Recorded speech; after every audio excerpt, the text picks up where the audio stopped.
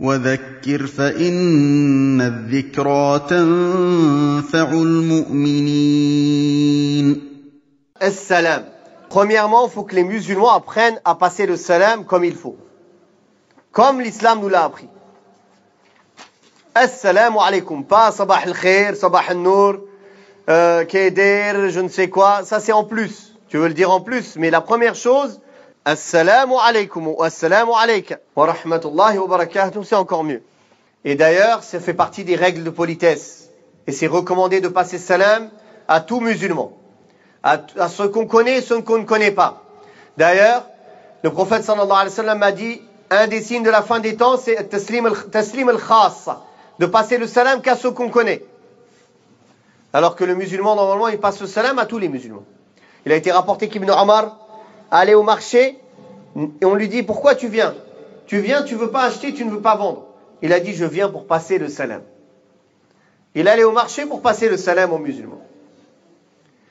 Et salam, c'est une dua. Tu demandes que la personne elle soit préservée. Assalamu alayka, c'est-à-dire qu'Allah te préserve de tout mal. C'est ça, assalamu alayka. Qu'il te protège. Donc c'est une dua que tu fais pour ton frère ou pour ta sœur.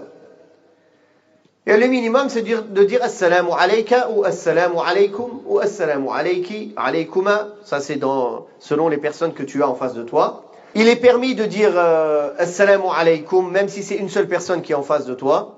Mais le plus juste, c'est pour ceux qui connaissent l'arabe, de mettre le pronom approprié à la personne que tu parles. Mais il n'y a pas de mal de dire à tout le monde assalamu alaykum. Si on ne sait pas mettre le pronom approprié en arabe, on risque de faire des catastrophes. Donc, vaut mieux rester sur assalamu alaykum. Sinon, tu vas dire à un homme salut à toi, madame, en disant assalamu alayki. Et tu vas dire à une femme assalamu alayka, alors que c'est une femme, c'est comme si tu disais salut à toi, monsieur. Donc, il y a un problème. Non. Pareil, quand on écrit aussi, alors je vois beaucoup ça dans les messages. SLMKPDWB. C'est quoi ça?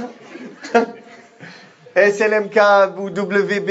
Oh, on est en langage morse. T'écris rien, t'envoies directement.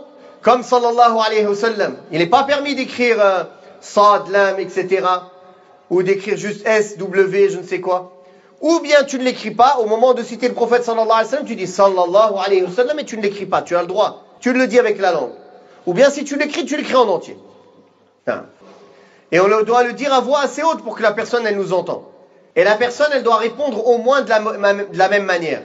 Car Allah tabarak wa ta'ala a dit, quand on vous passe le salut, alors répondez d'une meilleure manière ou au minimum, répondez de la même manière.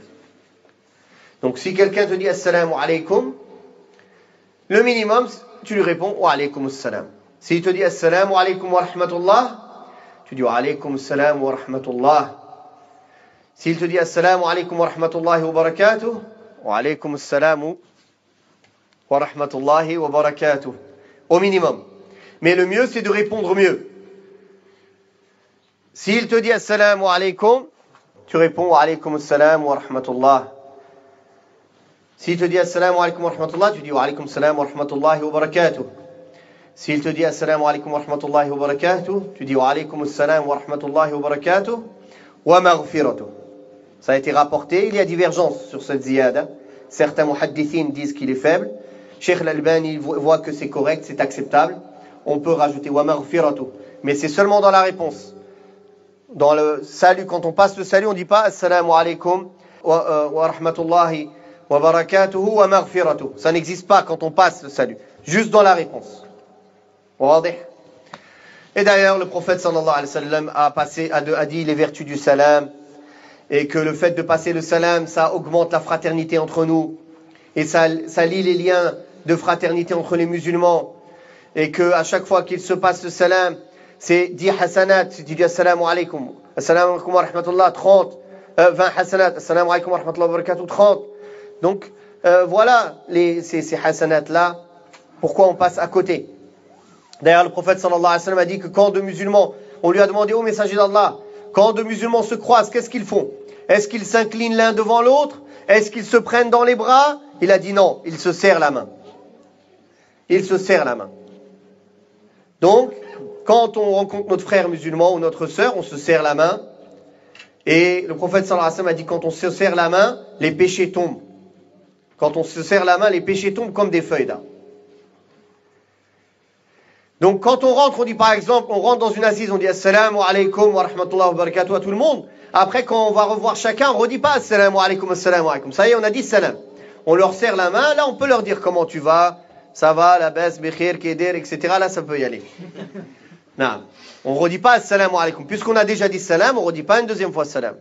Cette fois, on peut lui demander comment vas-tu, ça va bien, etc. Voilà concernant le salam. D'ailleurs, il est interdit de ne pas dire salam à un musulman plus de 3 jours. Sinon, Allah Ta'ala n'accepte pas les actes de ces deux-là jusqu'à qu'ils se reparlent. Sauf si c'est un hajr shar'i. Sauf si c'est une quarantaine légiférée en islam. C'est-à-dire qu'on le met en quarantaine pour une cause légiférée en islam. Parce que c'est un mubtadi', c'est un innovateur. Ou parce que il a fait des grands péchés en public et on s'est tous mis d'accord de le mettre de côté, par exemple. Ça, on peut le faire. Mais sinon, s'il n'y a pas une cause légiférée en islam de ne pas passer salam, alors il ne faut pas rester 3 jours sans passer salam à ses frères en islam. Et le prophète sallallahu alayhi wa sallam a dit, celui qui ne parle pas à son frère musulman pendant 1 an, c'est comme s'il l'a fait couler son sang. Comme s'il l'avait tué. Non. وقل رب زدني علما